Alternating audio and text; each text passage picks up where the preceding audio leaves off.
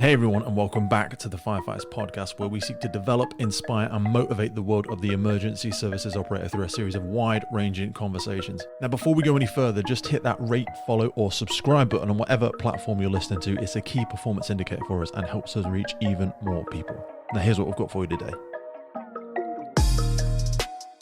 My guest on the podcast today is Joe Hassell.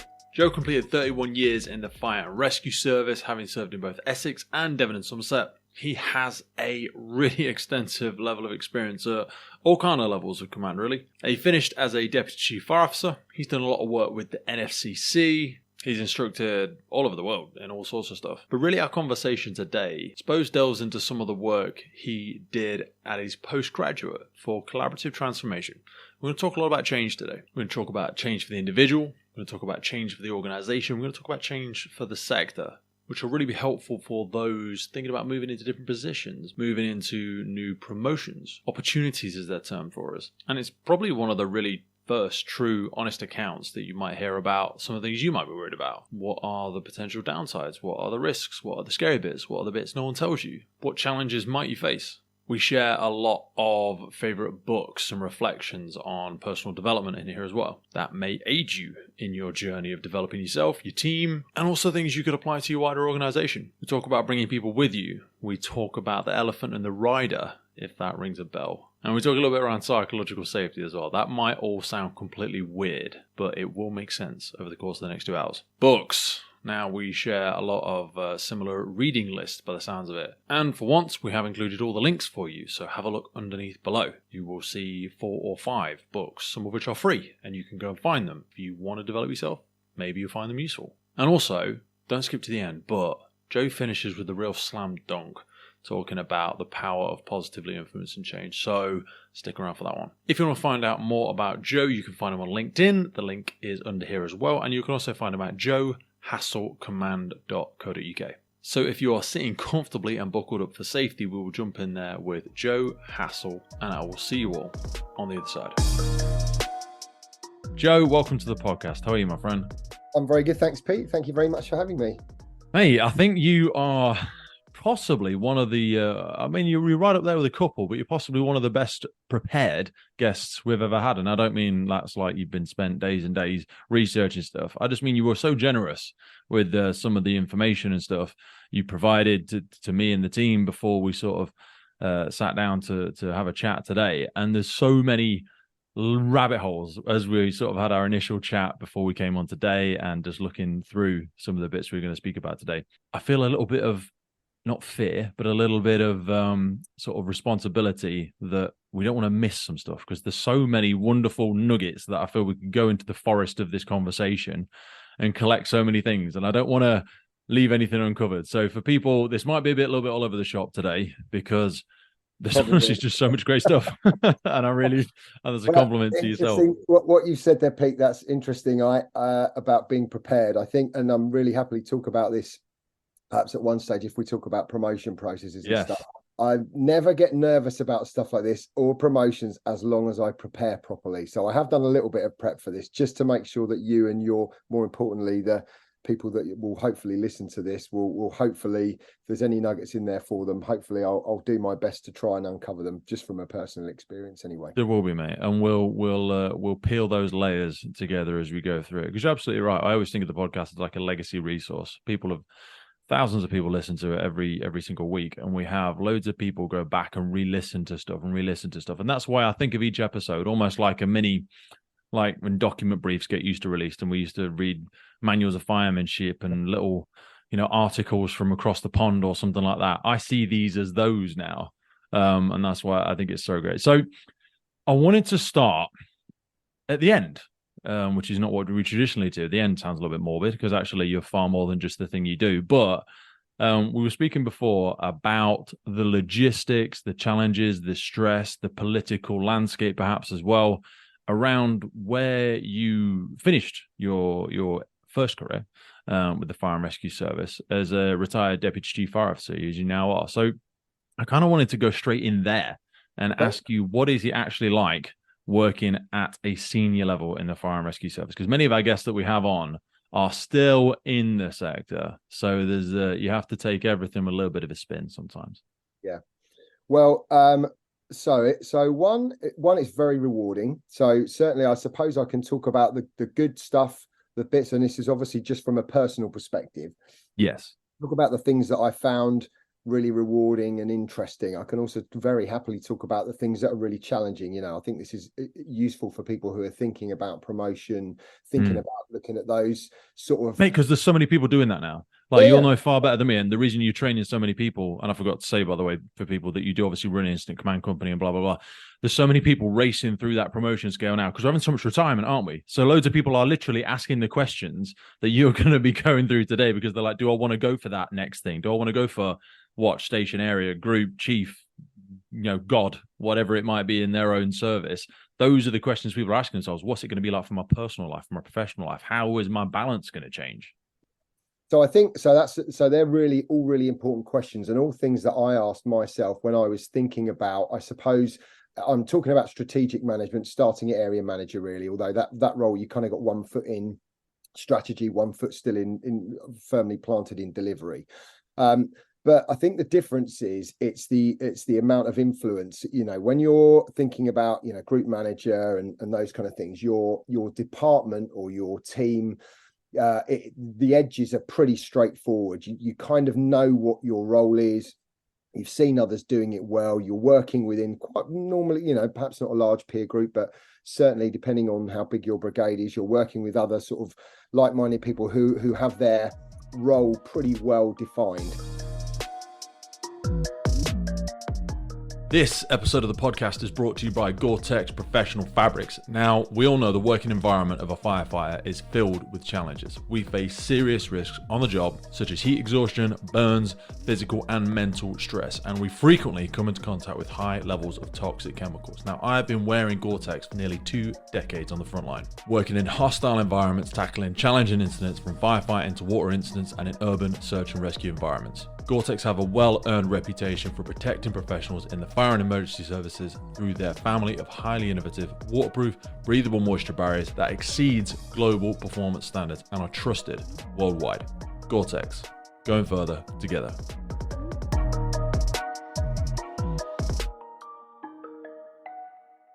Do they though? Because, it's obviously well defined in the very small or the relative sphere that they operate in, but like from the boots on the ground perspective, and this is I work as a watch commander currently in a service in the UK. I'm not sure what they do, and that's not a like what the bloody hell are you doing with your time question, like an accusation. It's more of a what do you do? I know you attend a lot of meetings, and I know your name's on some stuff, but what are you doing? Yeah. So I suppose from a middle manager, we're going to have to go back again, Pete, before we go forward, if that's all right. 100%. Lay the landscape. Hold my hand as a child. That's and okay. So let's go right back to let's go from watch manager to middle management. So watch manager, and again, I can only talk about my own experience. I can, this is, I think, what this is about really. So from my perspective, when I was a watch manager, that was very clear. My watch was my job. Yes, I communicated with the other watches, but that they had their own watch manager. It was very, those parameters were very clearly defined. I had performance standards that I had to do around visits and around various other sort of key metrics, but basically it was to run my watch and make sure everyone was trained properly, and when they went out the door were running a little happy household yourself. Absolutely. And so your balance there between friendship, people that you know and like on your watch, and performance management is I've seen people do that very well, but mostly I've seen people do a sort of an okay job of that. But I think other influences, because you are living and sleeping and working together, people become your very close friends, and that can sometimes make watch management a bit more complex, I would say, a bit more sometimes difficult to manage. If you're going on holiday with someone on your watch and then 3 weeks later they're turning up late for various reasons, or they're not performing well, that's quite a difficult balance to get right. Especially because you know so much about them personally as well. They're running their electrician business. They're whatever, they've got their side hustle going on, and and you're like, oh mate, you're putting me in a very awkward position here. And I think we're quite, we are quite unique. I haven't talked about on call yet. Hopefully we'll get onto that. That's even more complex. Oh, and bloody hell, yeah. those watch managers have even more, it's a lot more work, but perhaps we'll talk about that as a slightly separate one. Absolutely, I've not been on call myself, so I can't really comment on that from a first person perspective. But then when you move into middle management as a station manager, actually you have to leave that behind, and you have to ensure that really it's performance management becomes the focus of your job. Making sure that everybody, whether you're running 1, 2, 3, 4 stations or whatever, every service is different, but actually you're now moving from, I suppose, as your peers would see it, the top of your tree from a operational first out the door, response, to now most of the time you're the most senior person on the incident ground, most of the time, for all the ready day-to-day stuff. Yes, and you have all the kind of respect and the autonomy, especially at incidents, to do that. And and if you do a good job of you're it, a big fish in a small pond, aren't you? Yeah, you are, and you're rightly respected for it if you do a good job. Once you move to station manager, actually now you're away from a watch, you're on a station, you're working probably within a station management team, however, whatever brigades would describe that as. And I suppose you're now actually back to the sort of the lower level of that middle manager bit now, and that's fine. I really enjoyed being a station manager, but it can be quite frustrating. It's sort of known as the sort of sponge, that middle manager layer, because a lot of information comes in, some of it goes out, some of it's retained, and it can be really challenging. And also, if you do have some autonomy, or I had some autonomy as a station manager, and luckily I was in charge of things like incident command schools and stuff, where thankfully I was given the space by my managers to just get on with it. Thankfully, I'd done a few bits before when I was in Essex. I moved. I did 21 years in Essex before I then moved to Devon and Somerset. Right. And thankfully I'd done a lot of incident command. I'd been in incident command training and set up the watch manager process for incident command in watch and crew management. Yes, I've got a note to ask you about that, actually. Yeah, so I did a lot of that, and then thankfully when I moved to Devon and Somerset, I had a sort of learning and development job first, and then I there was a gap in the incident command school, which was newly formed, and I did everything I could to get that job, because I knew it would fit within my skill level, but also I knew I could add value there and could kind of hit the ground running, which thankfully I did. And that meant actually I was very fortunate that my managers then said, okay, he looks like he knows what he's doing, let's just let him get on with it. Which was great.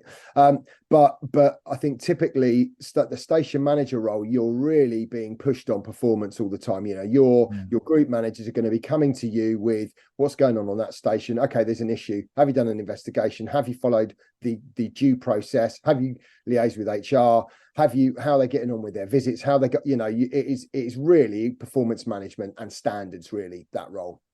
That sounds very lonely, mate. And this is I'm personal coaching moment. Okay. This is where I'm at the moment. I've been pushed for the last year or so to do my SMs. Pete, you should go and do rider station officers. You should be a station manager, blah, blah, blah. Yep.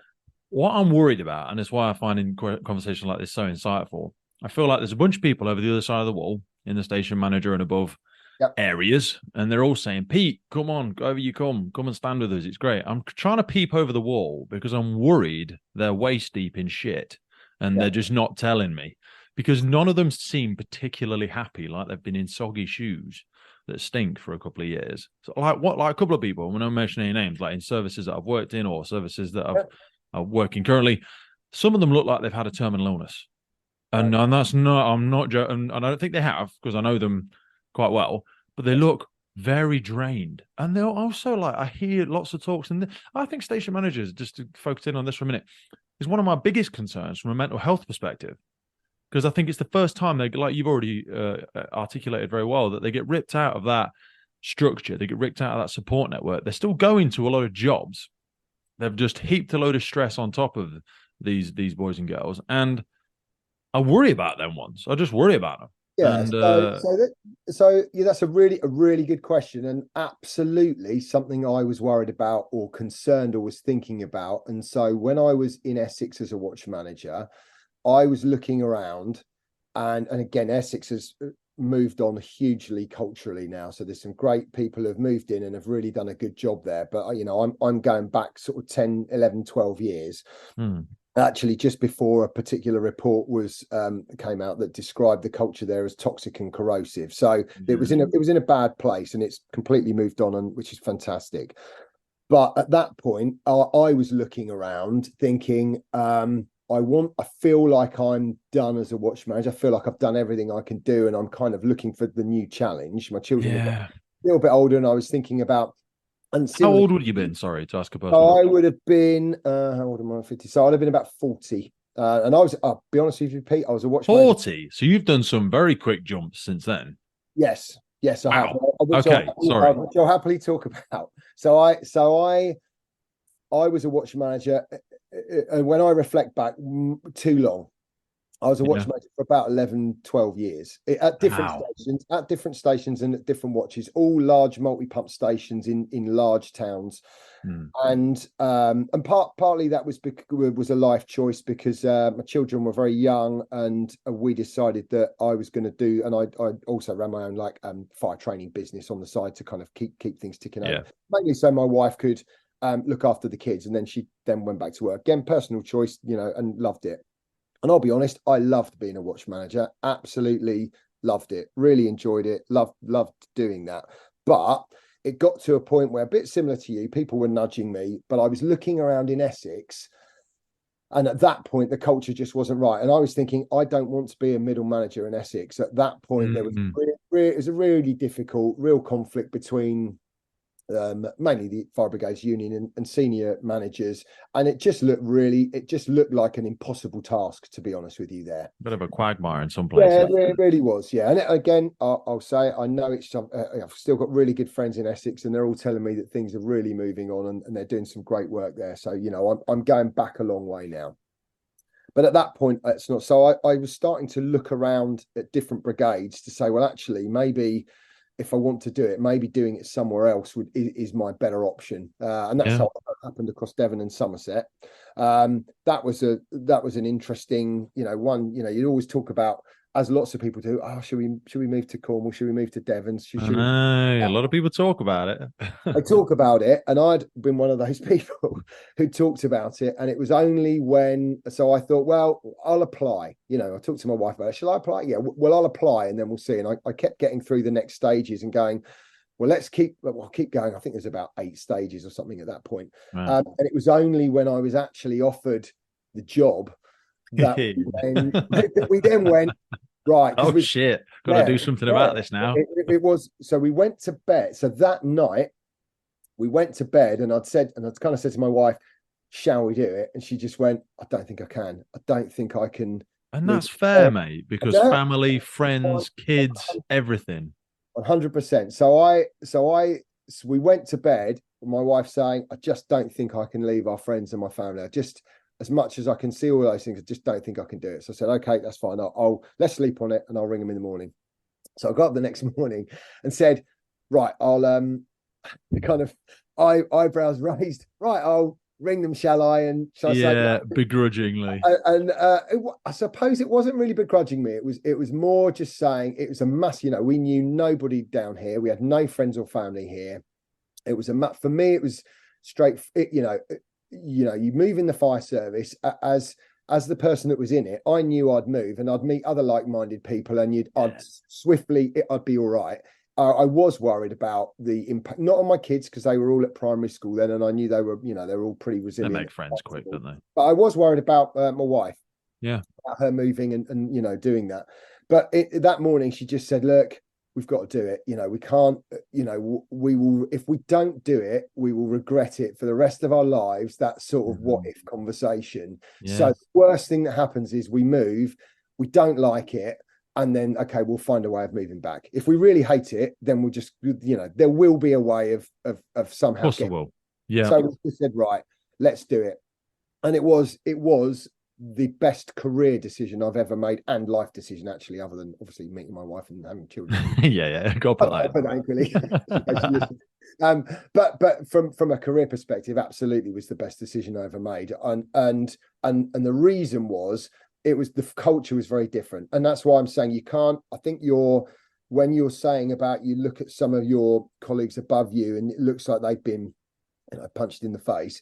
It can be like that. That wasn't the experience I had. I moved into middle management and went, wow, I felt like I've been set free a little bit actually, and went, wow, this is brilliant. Yes, you have measures and performance measures and all of those things, but if the culture's right, and group managers, the role above the station managers, they're under, rightly, we are now moving to a performance managed organisation. I think the fire service has been a bit late to the party, really. I've heard you talk, Pete, about your being in the private sector and actually how hard productivity is pushed. I do a bit of work with a company. Oh yeah. Central. We really focus on the metrics and the marginal gains, and you can really get quite granular with where the bottlenecks, whether they be people, whether they be equipment, resources, whatever it might be, and there's less emotion and romanticism, is that even a word, tied to what the cause is behind this thing. But we are very romantic in the emergency services, certainly in the fire service. Some of it comes under the umbrella of traditionalism and the role of the first responder and that unspoken hero analogy that still gets spoken about, which is true to an extent, although I think it's a bit stretched, because we are trained to do the thing that we do, just like anybody else is in their profession. But it does make it harder sometimes when you try and ask people to quantify or, give a metric to the value they add to their community. And they're like, well, we shouldn't have to prove our value. We shouldn't have to prove what we do. Well, no, you should, really, because you do want to get paid for it. And I'm sure you'd mind if we said, oh, well, it's thereabouts around what we pay you. I'm pretty sure you'd want it to be accurate for the time that you've done. So we do want something out of your time as well. In other news, this episode is brought to you in partnership with MSA Safety. Today we have them to thank for the improved firefighter safety through connectivity in their brand new connected firefighter system. At the center of the connected firefighter platform is the MSA M1 SCBA with telemetry. You can view battery life, air pressure, and estimated time remaining either independently on the M1 itself or from the Luna connected device screen. Also, still with the air status, alarm information, search status, and all of this provided to the incident command for confident decision making during the scene. That integrates straight in with the Luna system, which is a wireless all-in-one device creating an independent search and rescue network, providing edge detection, enhanced personal thermal imaging, while simplifying post-scene reporting and data retention. One of the key parts of the Luna is their FAST system, the Firefighting Assisting Search Technology. This combines directional and distance information with thermal imaging to help find separated teammates and decrease response time. It actually connects you to the other crews in the vicinity for a unified search during the time of mutual aid by instantly notifying the network of Luna devices when there is a downed crew member, allowing for a prompt search and rescue. All of this then plugs into the FireGrid system for cloud-based connectivity, real-time information, and data-driven decisions for the incident commander. It enables you to see the exact location of your firefighters on the scene. And it doesn't require you to be sat on the station. The MSA Hub then provides a wireless gateway straight to the cloud, enabling wireless on-scene data for local and remote incident command for additional eyes on the scene. MSA are truly taking massive strides in the future of improved firefighter safety through connectivity. MSA is dedicated to increasing safety in the fire service through technological advancements. Various feature enhancements, new products, partnerships, and integrations will provide additional capabilities readily accessible by products, software, and services in the brand new MSA Connected Firefighter platform. Now back to the show. And so I think as a station manager, absolutely there is pressure there. That's I suppose the first time I experienced pressure that I had. And I will just need to carry out this. By the way, I left school, went to art college for 2 years, and then joined the fire brigade. So I'll be clear, this is the fire service is the only full-time job I've ever had. Oh, really? So, I'm definitely speaking about this from someone who has only worked in the fire sector, which is, by the way, when we come to senior management, can be a huge can be an advantage in some areas, can be a massive disadvantage when you because it's something I want to ask you as well, or on the same vein with the direct entry stuff, but I'll put a pin in that for now. But I think it's relevant. Yep, perfect.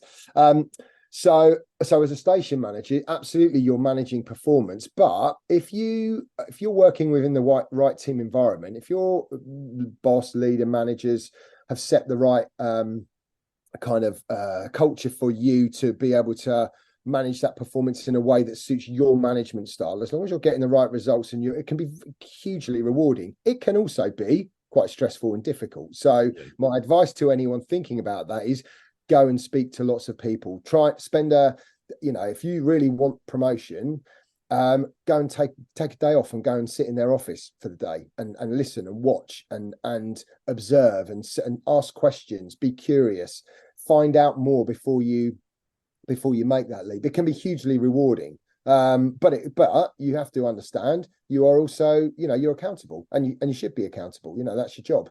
Yes. So the bit that, interestingly, Pete, the bit that hit me the most was, I can remember working in an office, and my first job was like a learning and development job. It was quite complex. It was all around competencies and stuff, which I have to say probably wasn't perhaps suited to my. Yeah. I feel that with people that have got like NOG as their reference as a watch manager. If you're that detailed person, great. For me, I was given a job that probably wasn't quite suited to what I thought would get the best out of me, but that's okay. I was so tired. I can remember I'd get to about 3:00 in the afternoon on like the Wednesday or Thursday working. At that time, I wasn't on a rotor. I was just 9 to 5. And I was absolutely knackered. I was so tired because I just wasn't used to working that sort of 9 to 5. I was used to, shift systems and sort of having, I having to concentrate. So that was the bit that actually, and that took me about 3 or 4 months to get used to. That's sort of couldn't just hardline the caffeine and hope for the best. Well, I did. Yes, I did. I drank way too much coffee, but that was the bit that took the most getting used to, actually. And you learn that the most interesting thing is, as a station manager, and I'd advise anybody to do this, is once you start you'll be asked to go, oh, can you go to this meeting for me, or can you, what's it about? Don't worry, here's some stuff, have a look. People are speaking a different language. They're starting to speak in sort of, I used to describe it as sort of headquarters language. Now, when you're in that, you understand it and you see it. But I used to have a notebook covered in 3-4 letter acronyms, and where I'd just be writing stuff down thinking, what is that, what's that, what's it? And then going back and researching and asking people about what. So certainly every job I've ever had, the first 6 months easy is you're learning what the job is, to try and understand it, to try and understand all of those kind of things around. Is it important to do that before you implement change yourself? Because I forget what book it was I read, but they do give a good, I think they call it a 90-day condoring or something like that. When you go into a role and you spend the first 90 days just ears open, mouth shut, just listen, learn, absorb, observe. Don't go straight in there and someone says, oh, well, all those computers are wrong. I told so-and-so 7 years ago we should have had these ones. Great, here's 10 grand, go and get them. And you've not got the what in. That's just a silly micro example, but yeah, I can see why that's advice. I wouldn't want to put a number on it. I think certainly people want to please people, though, don't they? They want to get in there and make a difference, in air quotes. Yeah, and so I think listening is absolutely a fundamental part of being a leader.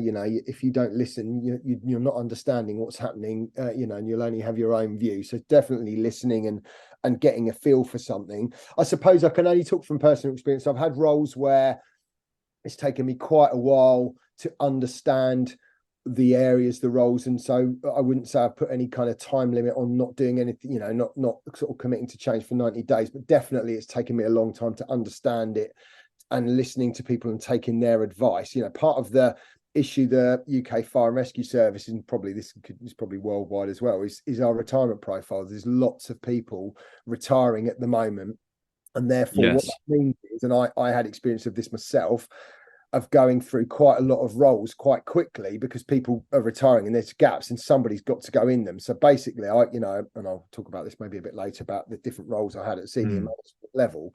But what that means is you have to be a conductor. You can't just go in and bulldoze and say, we're going to now do that. You need to listen, and you need to trust first you need to get to know your staff personally as well as just from a professional, so you know what makes them tick. But also, you need to be able to trust them. You need to have a relationship where you can trust the subject matter experts to be good at their job. And you're there to try and create the best environment for them to be able to do that. Because we talked about this before. I was put in roles, in charge of a program management office with no formal project management experience, where you have to trust people to do their job, but what you have to do is create the right environment for them to be able to form their own teams and do all of that, and then come to you with with a clear idea of how they want to do things, and you have to be understand what they're talking about so that you can agree or not agree. And that's the challenge for a lot of leaders now in the fire service, is that because of the amount of people that are retiring, people are moving through ranks very, very quickly, which has got massive pluses, but it's also got big minuses as well. There's big risk involved with it. Yeah. How do you stop yourself from micromanaging when you move into new roles, because you're so familiar and comfortable with the old role? And again, an easy example is the watch to SM, but any promotion still has the same relationship, really, where you're like, you want to reach back down to the people you're now in charge of and tell them how best to do their job, when really sometimes it's a way to secretly hide from getting amongst your job and you're not doing. So that's a good point. What people tend to do is, when they're put in moments of stress, they revert back to their comfort zone. And usually, if you're a station manager, I can only talk about myself. If I've been a watch manager for years, I get a station manager's role and I'm put under a bit of pressure, I'm going to revert back to the details that I'm comfortable with, because I know I can control those, because I know what they are. Yeah. So there is a bit of that. I think with the micromanaging bit is, well, for a start, if you're doing your job properly now as a middle manager, senior manager in the fire and rescue service, you haven't got time to micromanage. Actually, the demands are too great. There's too many other things going on that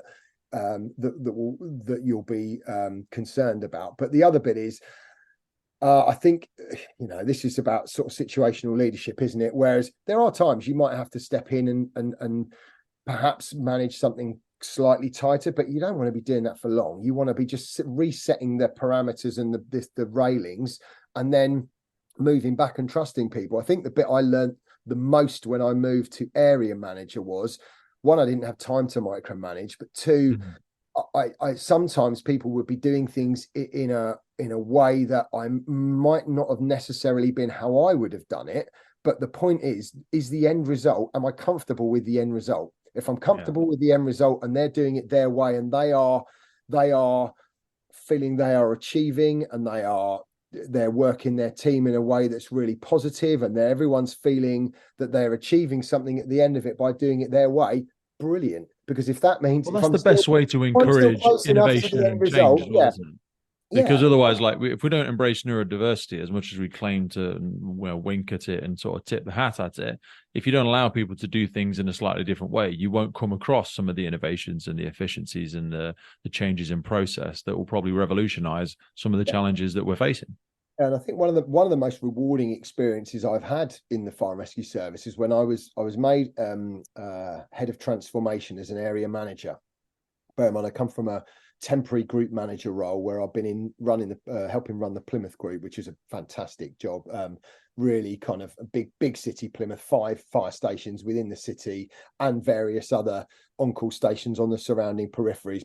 Brilliant job. Did that temporarily for a while, then was moved into the chief's sort of staff officer job, which again, for learning about strategic management, was a year there was massively beneficial. Yeah. And then I got an area manager's job, head of transformation. So what does that mean? It's kind of, what am I? I'll say the head of transformation means your job is to change stuff. Yeah, so exactly. So define. Firefighters don't like the way things are, and they don't like change. So it's hard. Exactly. So that role, it wasn't really defined at that point. It was a new role that the organisation knew there needed to be some significant changes, but hadn't actually defined them. So part of my role was to try and set up a team that was going to do that. So I set up an organisational development team, and that, and OD teams can take various different. They can be integrated with the HR. They can be separate. You can use them for various different things. But the most rewarding bit I had was taking a team that had all been told, right, you taken out of L&D, right, you're now the OD team, and sort of helping mold them. And by the way, and I was not an OD expert, but by bringing someone in to help me, to coach me into understanding what OD was, so I could go, right, now understand it, and help me coach the team. Once we'd defined the purpose of the team linked to the organizational strategy, and I had the right people in the right post so I could trust to do their job. What a team that was. The stuff they did in the kind of 3-4 years setting up the transformation process, and it was sort of it was the how the change was going to happen rather than what was the change. That was done by a slightly separate department. It was how are we going to influence that change within this organization. So this team were kind of dealing with the how. But who did you, sorry, just to zoom in there, who did you actually, and it doesn't matter if you don't know the name or the company, but just like when you're looking for help with organizational change, transformational change management, Six Sigma Kaizen, whatever it might be, how were you able to identify the cowboys? Because that is a little bit of the Wild West, that part of the sector now. And there's a lot of people across LinkedIn and across the emergency services and business in general helping companies do this. Some have never done it themselves. Some they've gone and learnt it, but they're not practitioners. They have not been in the weeds. They're not change management plumbers. They haven't actually been and done it, but they can tell you how to do it.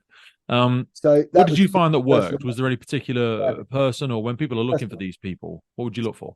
Personal recommendations for me normally work. So if someone's saying to you, try this person, they've been fantastic.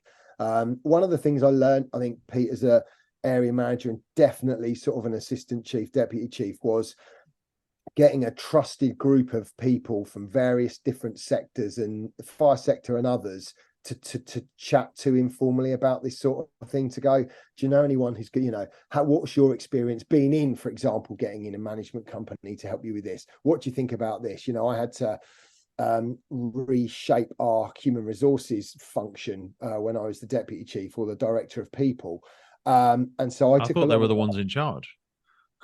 Sorry, I thought HR were in charge. I didn't think the chief. I don't know how it works sometimes. Different services are different. Yeah, each service is different. So, but for me, then it was about getting advice from people who, Anne Millington, the chief of Kent, for example, has got a huge amount of experience, HR experience, psychology experience. So having a conversation, a half-hour chat with her about some challenges.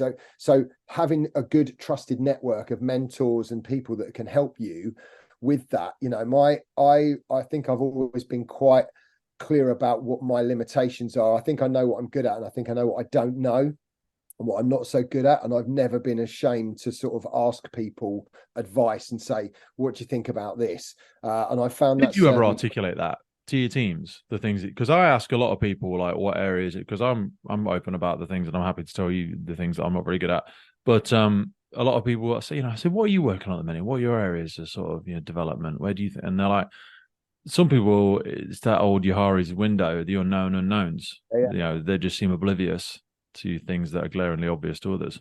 Yeah, so I used to get 360 feedback every few years in different roles. I don't know if you've ever done that, but you basically... I'm trying desperately hard to push it into my service now. I used to do it in my last organisation. So I found that for those of you listeners who aren't familiar what that is, it's a sort of management tool, and there's various different iterations out there. But basically, the concept is you or not necessarily you ask. Hopefully, it's done by somebody else.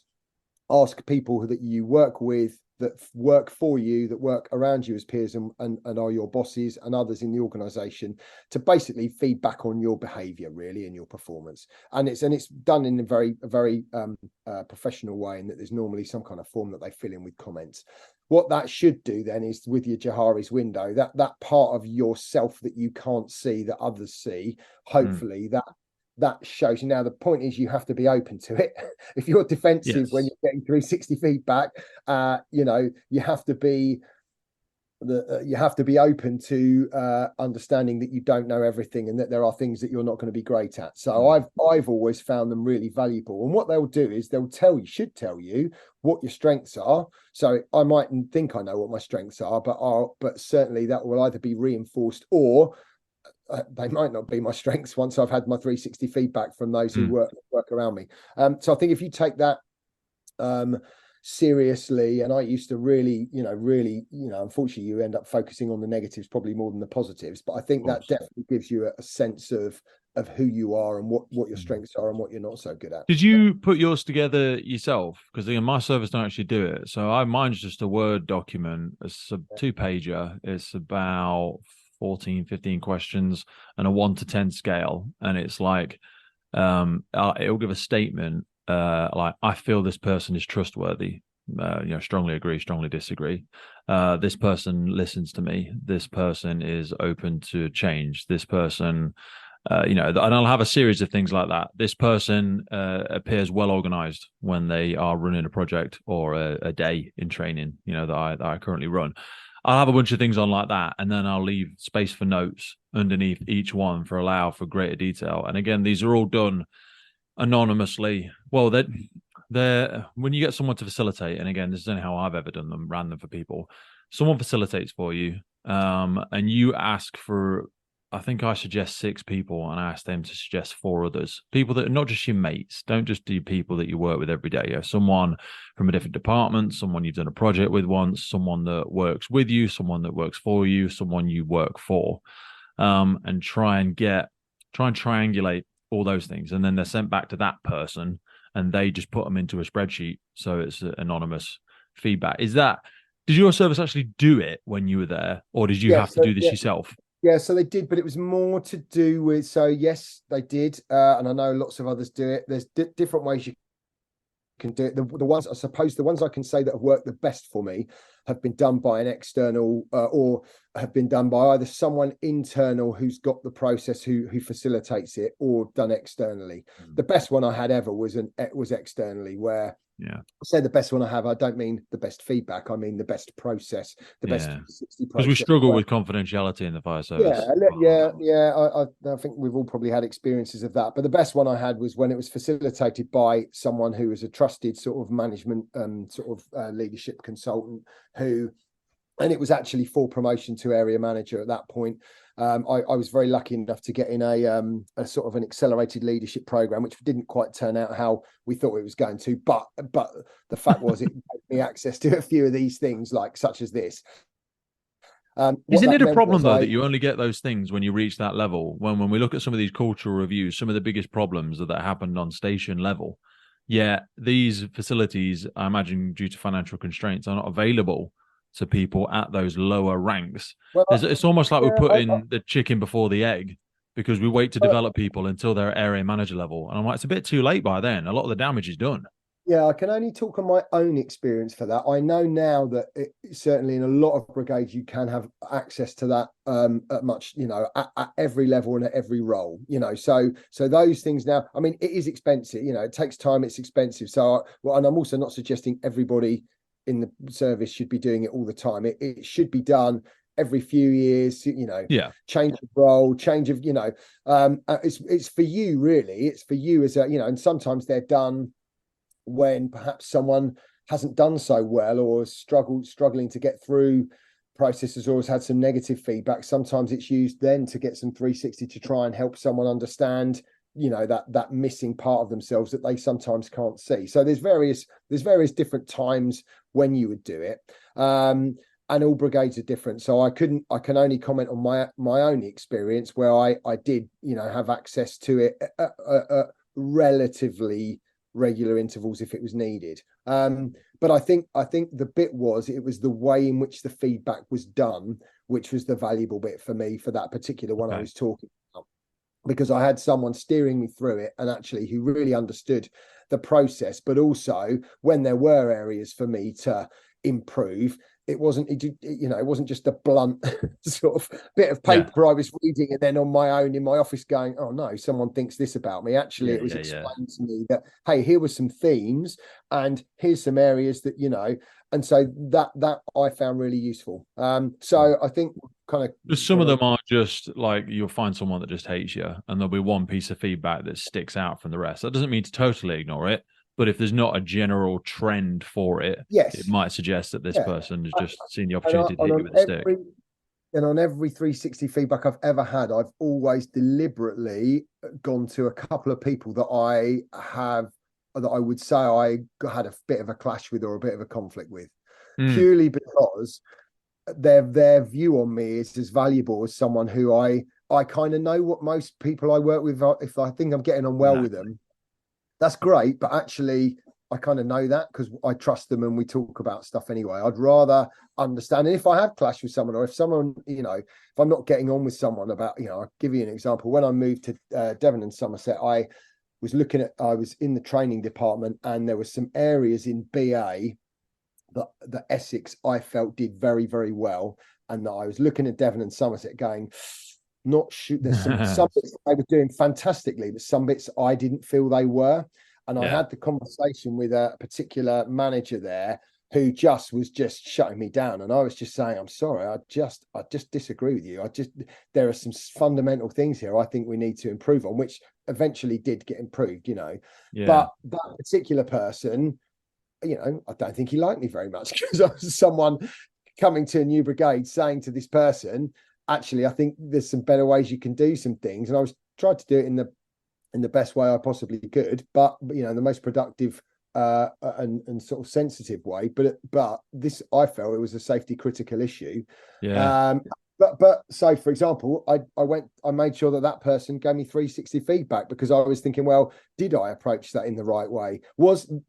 Did I go in either too heavy, or was I not sensitive enough, or was I? So that feedback to me was really valuable, because there's always going to be people and organisations that for some reason you have a little bit of a clash with. That's human nature. So I wanted to understand, how did I deal with that? And that was really valuable to me. I wanted to ask you about challenging puzzles around culture, because I know it's something I've seen and read and heard you speak about before, and you do make some very pertinent points in it. And again, we're not pretending to speak from some mountain upon high. You're not holding tablets and giving people the answer to cultural change in the fire and rescue service. But times when you have seen it done well, or whether that's in your own services and your other services, it is obviously something that almost all services are looking for a solution to, even if it's just a marginal gain. They're looking for the 2%, the 5%. I don't think anyone thinks they're going to get a consultant that's going to turn it on its head and, sunflowers are going to start growing out of its arse. It's something we are going to have to take a lot of time working on. We didn't get here in a day. It's going to take years to change this, but times you've seen it done well. What are some of the low-hanging fruit, or even some of the marathon tactics that you've seen implemented? So I think the first bit, really, it's all about employee engagement. If you're doing change to people, in my experience, that rarely comes out as a very positive result. It's even if you're the organisational strategy, if a change has to happen, if it's very clear, you maybe budget restraints, cultural issues, whatever, if a change has to happen, doing it to rarely works as well as engaging staff and doing it with, so I think that's probably the bit that I would say. When we bought our part of my role when I was an area manager was to redo our values, because they were a bit long, and they were done too. They were designed by a team and then sort of put into place. And a few years later, they just weren't really. No one was really. They were just a thing on a wall. Basically. No one knew what they were. Didn't mean. No, and they were just words on a page on a wall in all the offices, but no one talked about them. No one was living them. So we had a real long think about it. We brought in some people that we trusted. Actually, the people that I'm doing a bit of work for, Innovation Central, who kind of really helped us with our approach, and their suggestion, which by the way, I'm doing this with them with other organisations as well, was you have to engage with staff. So what we did is basically went to our staff and said, what do you think is important around behaviours, around the way you all work together? What do you think how do you think you should be behaving?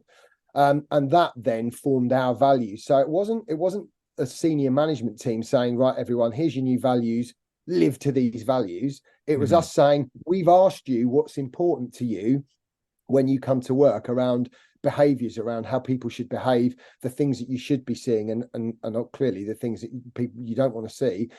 And we engaged with a huge amount of the organisation on that. Loads of working groups, loads of, and to this day, those values are absolutely lived. Now, I wouldn't say everybody lives them, because an organisation reflects society, and you're always going to have those people that unfortunately don't live the way in which others want, which we want them to. But overall, people really did, those values are deeply embedded now because, and I will say, and it's because we engaged our staff with it, and got them involved, and they formed them. That they were service values, not just done to.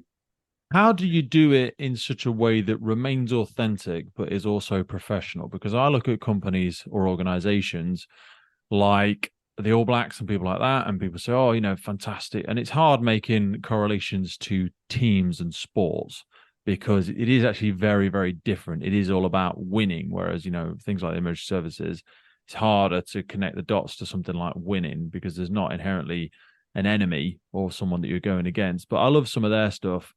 Yep. As simple as no dickheads, but you couldn't put that on a fire and rescue service shirt, could you?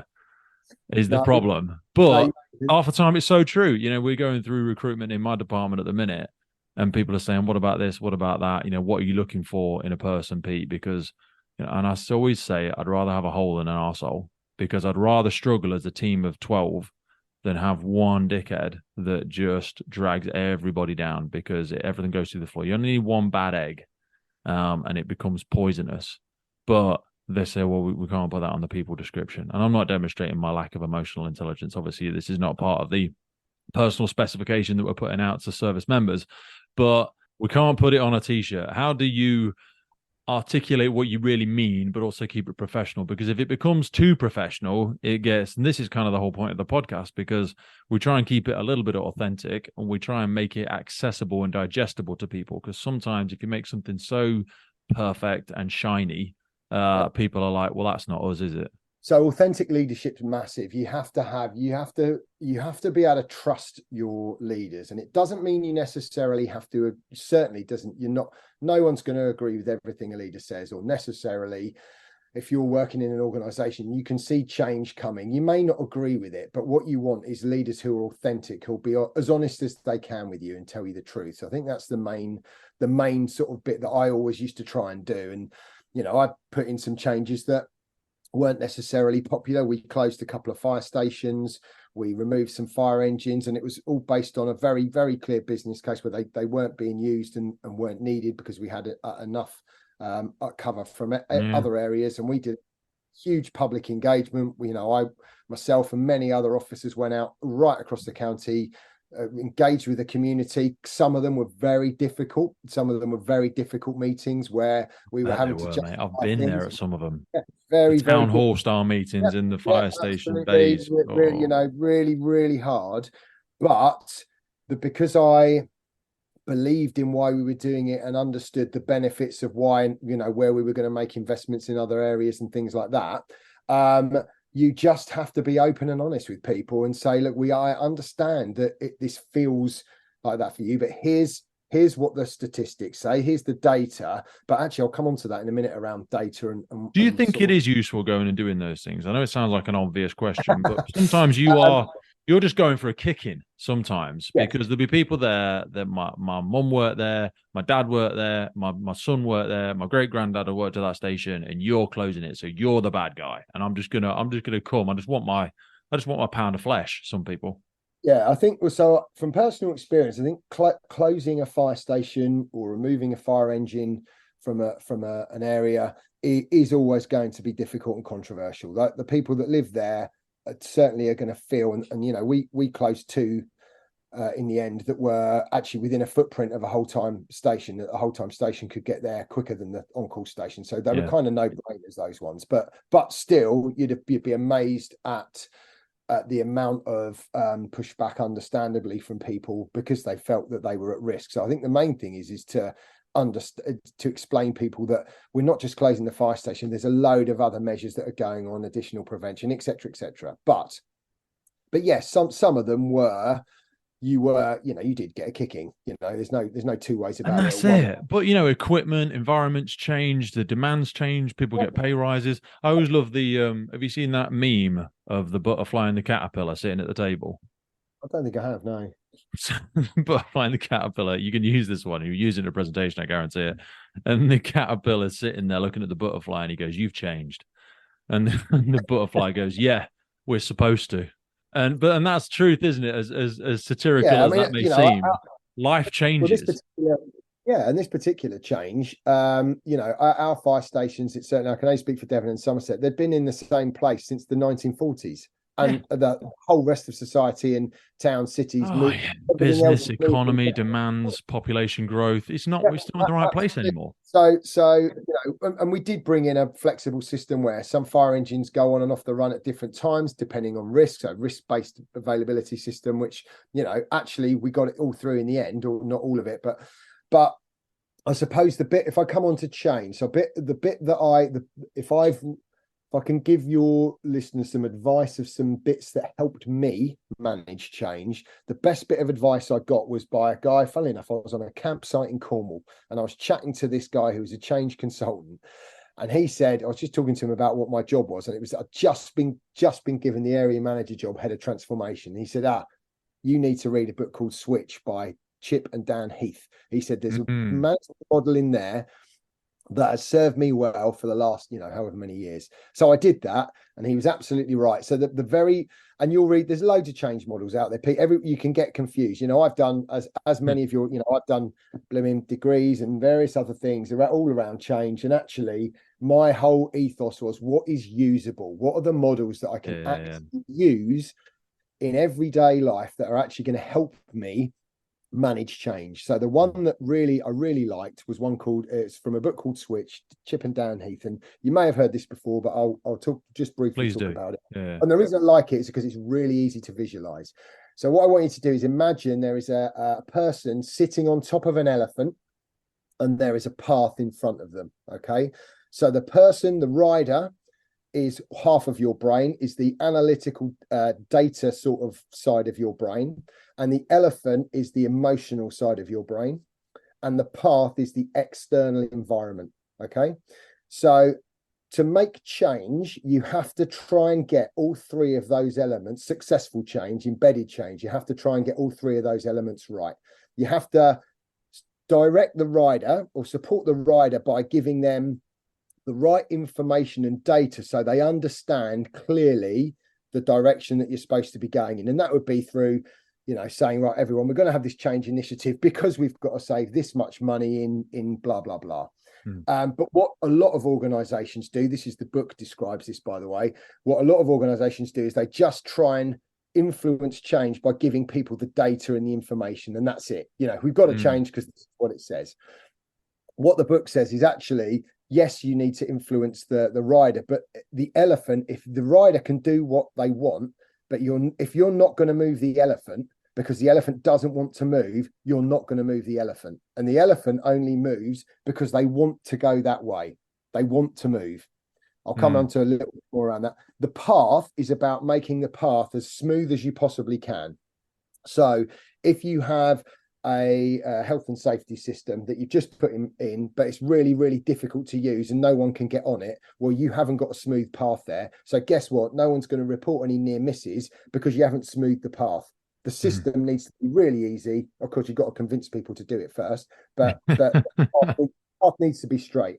So a good example of how I bring this to life is, and again, I'm going to quote from the book a little bit, is people who are overweight. If you want to lose weight, so let's say you're overweight, but you want to go on a diet. Now, that what makes you healthy and unhealthy. There's loads of stuff out there. You can read as much as you want about diets to say you need to be more healthy, you need to not eat donuts. But guess what happens when I reach for a donut? I want the donut. My elephant in me goes, actually, I'd like a donut, so I eat the donut. The bit that makes change really happen around sort of influencing the elephant is people have to see something, actually visually either see it or imagine it, which triggers something in them which makes them want to change. And usually with things like dieting, that would be, and certainly I've done this, been on holiday, I've seen a photograph of myself afterwards and gone, blimey, okay, I need to lose weight, because I'm not happy with how I look. So I've seen something which has invoked a response in me, which has made me go, not happy with that. I have to change. I knew that I needed to do that, and I've been, I know what a healthy lifestyle is, but I hadn't been doing it. I see that, and I go, I have to change. Obviously, I've then got to smooth the path. So it's about seeing something that makes you feel something, which then makes you do something. So if we move that into organisational change, it's all very well. Again, this is the book. It's all very well saying, here's why we have to change, but you have to connect it to people, that something that's people are going to feel. So for example, community safety, you could, we did a lot of stuff around community safety, and it was based around the community and about them feeling safe, and making sure that people were sort of reflecting that and seeing photos of their community and things like that, which gives you that link to. It's all very well saying we want you to do more home fire safety visits, but so what? Well, here's some images of what happens if you don't do it. It's that feeling bit, So mate, I had to try so goddamn hard. So I've written notes furiously because I had to stop myself verbally high-fiving you and interrupting you through what was a beautiful articulation of that. So for people's, we will actually link that, because Switch is, I've read it, well, I read it once, I'll be totally honest, but I've listened to it a couple of times. So Switch, the subtitle for that is How to Change Things When Change is Hard. And it is Dan Heath and Chip Heath. I forget when the original book came out, but I know the audio book came out in 2020. So we will put a link to that, because it is a fantastic book. It's the New York Times #1 bestseller. Really, really love it. You've gone there with that, mate, and a great articulation of it. And the bit that I like the best about it is they've got a whole website. All you need to do is put your email in, and you get free access to all of the tools. So you can, or if you buy the audiobook off Amazon Audible, it comes as an attached PDF. Oh, there you go. Yeah. So you download the PDF as well. So I've got a whole folder of that stuff. Yeah, a lot of that for our change stuff. And there's loads of bits, and all of those bits. So the directing the rider is broken down into loads of tools in which you can do that. Steering the elephant. Directing the rider is so important, because I used to use, have you done the 5Y? I'm sure you've done them a million times. The 5Y complex problem solving toolbox, where you basically, like you say, someone comes, I owned 2 gyms for a long time, coached people for about 10 years. And it used to be, I want to lose some weight. Okay. Why do you want to lose weight? Do you know what I mean? Because you don't actually want to lose weight, because you can lose a pound. Right. Fuck off. Are you happy now? And I used to say to people, if you lost 3 stone and you looked exactly the same, would you be happy? And I said, well, no, I want to look better. Okay. So if you look better, but you weighed exactly the same. In fact, if you look better and weighed more, would you be happy? And they're like, well, I mean, probably, but that's not really possible, is it? I said, well, of course it is, without getting into the aspects of fat versus muscle ratio and weight and size and all that sort of jazz. You may actually put on some weight, but you might be more mobile. You might be more physically fit. And not to go too far down the physical rabbit hole, because that's not what we're talking about here. But if you follow the why, you'll eventually get to, most of the time you actually get to love, which sounds a bit woo-woo, but people will go, well, I want to feel better about myself. Why? Because I want my partner to find me attractive. Why? Because if they don't, then I won't be loved. And if we followed the why of the fire and rescue service, well, I want a new fire station. Okay, why? Well, because we need more people in that area. Why? Because I want the people in the area to feel more protected. Why? Because I want them to trust the fire and rescue service. Why? Because then it will make me feel like I've done a good job, because I'm a deputy chief fire officer. And why will that matter? Because it's part of my personal value, hierarchy. I want to feel like I'm doing the thing I'm supposed to do. It makes me feel valued. And it's actually a selfish drive, which actually most people don't think about, but all drives are selfish. Even if I want to do something for my wife, I want to do it for my wife because I want her to feel loved by me. And selfishly, I like to feel like I've given her that feeling. So it's automatically selfish. But anyway, sorry, my own rabbit hole gone down there. But Switch, fantastic book. Fantastic. Yeah, really great book. Love the tools, and actually, I also had a couple of look at there. They've got a book about decision making called Decisive, which is quite interesting. If you're looking at complex, they've got loads. They've got one Made to Stick. There's another great one from them. The Power of Moments is another one from them. I've got the Power of Moments right in front of me as well. There's a couple of good. Yeah, so I really like those. For me, and again, everyone's different. Matthew Syed's probably another author that some of your followers will be familiar with. Oh yeah, a little bit of Matthew Syed. So we had, in fact, this is a great segue into so we had Martin Bromley on the podcast. You know who Martin is? I don't think I do actually, no. You do, you just don't know you do. So Martin Bromley, his wife is Elaine Bromley. So Elaine Bromley is the beginning story in Matthew Syed's book, Black Box Thinking. Right. So we had Martin on the podcast, and I'd strongly encourage you to go back and listen to his episode and send it to wherever, because it's a great introduction for people around psychological safety, around crew resource management, around how things are done in the NHS versus aviation. And I know that was a topic that we wanted to talk about. So I'm going to throw that softball to you to take us further. Today's podcast is powered by our partner Lifelines and their revolutionary approach to functional hydration. Just like in firefighting, water is essential for body function, but studies show more than 80% of firefighters are dehydrated. A 25-year study findings from the National Institute of Health showed poor hydration to be linked to early aging and chronic disease, and even mild dehydration results in significant negative impact outcomes, including headaches, exhaustion, rapid pulse, irritability, and poor cognitive function. A study conducted by Yale University showed that participants who were just 1% dehydrated had a 12% increase in errors when performing tasks that required cognitive flexibility. In addition, dehydration is shown to worsen mood and attitude, contribute to confusion and poor decision making, and negatively affect memory and judgment. In other words, you really don't want your incident commander, firefighter, or for that matter any first responder on a critical scene to be even slightly dehydrated. Mild dehydration occurs when a person is just 1.5% dehydrated, a condition that does not even trigger the thirst response in most people. So just imagine how quickly a firefighter or any first responder can and does become dehydrated in their day-to-day duties, which is why I address my hydration first thing every day with Lifelines. Go into the notes for this episode and specifically check out Lifelines Hydro Fuel and Hydro OG by clicking in the notes for the podcast for a clean energy solution designed for those who demand more from their day. Now back to the show. I'm going to catch that softball. and so those of your readers that haven't read Black Box Thinking, highly recommend it. You're right, Pete. It's basically just compares it's all around psychological safety at work, which I suppose I could talk a little bit about now. But don't let me forget, I'd like to just talk about rebel ideas again for a minute, because I'll make a note and we'll come back and close the loop on rebel ideas. There's description in there for why inclusion is important, I think, in that book. So going back to safety culture, so we I think part of I can only speak for my previous brigade, but when we were looking at sort of some of our HMI feedback and some of our own cultural feedback, we knew that there were things that still weren't quite right in some pockets. Some of our cultures weren't quite there. And we were very lucky enough to have a person working, funnily enough, in the OD team, the organisational team, who had previously worked in the aviation industry. So he'd been in the Gulf War. He'd actually flown helicopters into Afghanistan, and was in the RAF.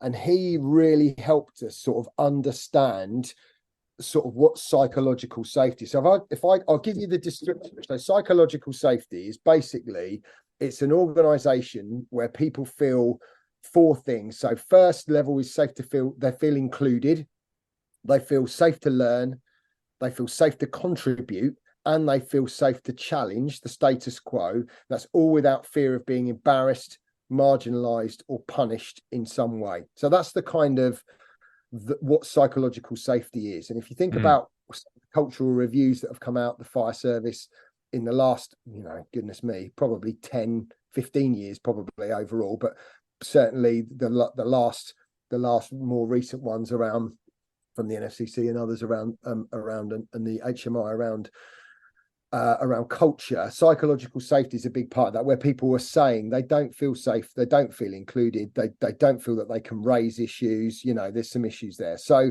we really looked at that to say, well, how can we make sure people are safe and feel included? They feel included in us as an organization, that they can contribute, and that they can challenge. If they're not happy with something, appropriately they can say, I'm not comfortable with that, I don't like that is, so we were trying to find a way of doing that. And actually, we found that the airline industry were very good at that, mainly because they have a few things in place.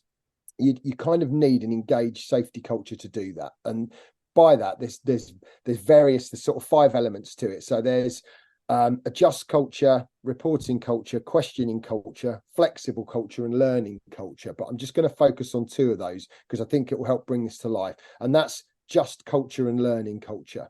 So a just culture is really creating an atmosphere of trust where people are encouraged and sort of rewarded to contribute, and where any sort of unacceptable behavior is challenged. It's really clear, and I don't like this term, any punishment is kind of the punishment fits the crime. So and linked to that is learning culture, where when things happen, you learn from them properly, and there are systems in place to make sure you're learning. Right, I'm going to bring this to life with a story that a lovely guy called Will Batho, who was the person that helped us sort of bring this into the organisation, gave me. So he was a helicopter pilot in Afghanistan, and he tells a story where one of his engineers was working on one of the Apache helicopters, on one of the engines, forgive my terminology. So he's taken the engine cover off. He's doing a repair. He's drinking from a bottle of water because obviously it's dusty, it's really hot. And he accidentally puts the water bottle in the engine compartment to put it down, puts the cover back on the Apache helicopter engine, walks off, goes 5 steps and goes, oh, wait a minute, where's my water bottle? Oh no, I've put it in it. Goes back, takes it out the engine compartment, closes the door. Right. What he then does is goes straight to his manager and says, boss, I just put my water bottle in the engine compartment and closed it. And now I've gone back and I've taken it out. Right. So the culture that they had then, the just culture means this person immediately recognized the mistake and has reported it. So I'm pulling a few bits of the engaged safety culture in. And the reason they did that is because they have a culture of rewarding when people are open and honest about making mistakes. So immediately the boss didn't give that person a bollocking. They said, right, thank goodness you've told us, because someone else is going to do that. You know, there is no, someone else. It's hot, it's dusty, everyone's encouraged to drink water. Someone else is probably going to make that same mistake, and it could have catastrophic consequences. Right, we now need to learn from that. So this person didn't get bollocking, he got rewarded. Thank you for telling us. Thank you for not hiding it and pretending you hadn't done it. Thank you for actually being open and honest, because this person knew they were actually, that was really the atmosphere and the culture there was, that's what's expected. But the reason is then you're going to learn from that. So then they put in processes to say, and I couldn't tell you what they are, but right, it could be, okay, the water bottle goes around your neck on a chain and you never put on whatever. Or there's some kind of check before you. But the point was, you need to have both. You need to have a just culture, which means that person's not going to get screamed and shouted at for making a mistake, a genuine, honest mistake that anybody could have made. But then there's learning from it. So what we started to do, and again, it's a very long process, and I'm certain still happening now, is try and embed that just culture and learning culture within an organisation. And that started with myself and the chief officer visiting every single watch and every single station. It was done virtually because we were doing it over COVID, to explain what we were trying to achieve and some examples, and then starting to put those in place by things like changing the HR process with investigations and the sort of making sure there was a very clear clear path that everybody followed, so that there was consistency in all of our investigations. There was consistency in if you've done something deliberate, if you've deliberately done something at work and you're actually out to harm, well, guess what? You're going to be, we don't want you working. A big stick for you because we don't want you in the team. If you're going to do that, but if you've done something that was a genuine mistake that someone else in your position would have probably made, because actually the organisation. I did it the other day. I accidentally sent someone's occupational health report to a member of a different department. Luckily, this person is a very trusted lady that just happens to share the first name of another lady. And I sent someone out. It didn't have anything. Well, I mean, it was obviously GDPR. It was someone's personal information. Nothing too horrific. They didn't have a terminal illness, but not that remotely matters. And this person raised it to our internal system, to the person that's in charge of all the GDPR and compliance and blah, blah, blah, raised the ticket. And it was great. And they fed it back to me. And they said, near miss, steady what you do, blah, blah, blah. But it was dealt with absolutely fine. Otherwise, that person could have gone very differently. And I learned from it, and I won't do it again. But there's not a mark on my record. Then I put a note for file. I'm not on a verbal disciplinary. It was handled very, very well. Yeah, and so what I'd also want to see from that is, as part of the learning culture, is what prevents that happening again. And I've did that a few times as well, Pete. That's normally Yeah, that's well, if I'd say like, thing. yeah, and it's probably an I put IT it on an solution in email, something but like that. If there is an attachment that says occupational health or that says report, and some systems are great like this, they flag it as you try and send, and it says the person you're about to send it to is a member of this team. You could put in a rule that says if it's anything other than HR or occupational health, just give them a flag and say the person you're about to send it to doesn't belong to one of these departments. Are you sure you'd like to send it?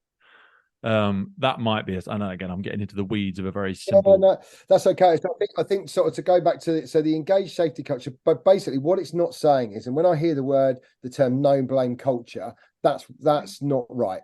You have that. If someone is, so bullying, harassment at work is obviously very topical at the moment. We're seeing and hearing a lot of that in the culture. Nobody wants bully anybody in the organization who's going to do that. No. So it's not about no blame. It's about just culture. If someone has been found to have been a bully and have been harassing people, you don't want them working in your organization. Go. We want to send that signal out to say we want it to be a safe working environment. You need to be physically safe and psychologically safe from people. So that is right. But if someone has made a mistake and that other people would have made in the same position or was unaware of things, then you have to have the right culture that's going to make sure that they can learn from those mistakes without, depending on what they've done, being jumped on. It's a fine line though, and took us quite a long time to. And I think it's most important to have this as we're doing so much promotion at the minute, because again, there'll be people managing things, dealing with things they've never done before, and they will get it wrong. Yeah. So rather than coming down on them like a ton of bricks, because a lot of that will have been done out of the best of intentions, but of course they say the road to hell is paved with good intentions. They'll have tried to do the right thing. They won't have done anything maliciously, but they'll have probably done the wrong thing. They'll probably sent it to the wrong place. They won't have put someone on the thing. Yeah, do you know, HR process is probably the one that used to come on my desk the most, where we'd have an investigation, or someone was being disciplined for something, or something around that. Employment law is difficult. That's when it falls down, isn't it? It's really if you mismanage that from the get-go, the whole thing will crumble, and that person will get away with it, and you'll have a bad egg still in the organization because it wasn't managed properly. Yeah, and more importantly, the person that's either done the investigation or has done something wrong feels, gets, because they haven't necessarily followed the correct path, feels that they might have either had a bollocking or not, so those are those sort of things in, unless and it's very hard to invest in,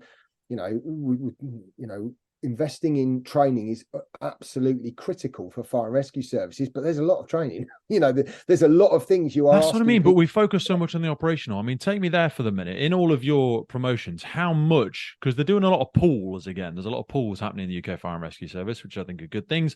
And sometimes when you get into these promotion pools, that's your entry into getting the development you need before you go to the next level. But that's not adopted everywhere, and some places it's never been used at all. I mean, did you have what was your kind of experience in prerequisite training before you stepped into roles, or how much were you just thrown into the ocean of the next waves and then gone, bloody hell, I don't know how to run this system. No one's told me about this, and now I'm managing that, and I don't know anything about it.